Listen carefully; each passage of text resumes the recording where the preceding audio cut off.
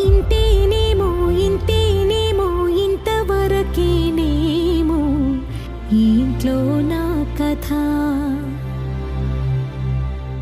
అంతేనేమో అంతేనేమో అంతులేని వేదనేమో ఆడపిల్లను కదా. మళ్ళీ తిరిగి అడుగేసేది వచ్చిపోయే చుట్టూలానే. నేను పుట్టి పెరిగిన ఊరికి ఇంకా పైన పొరుగురిదాన్ని. కట్టదాటి గంగ నేడు కంట పొంగెనే.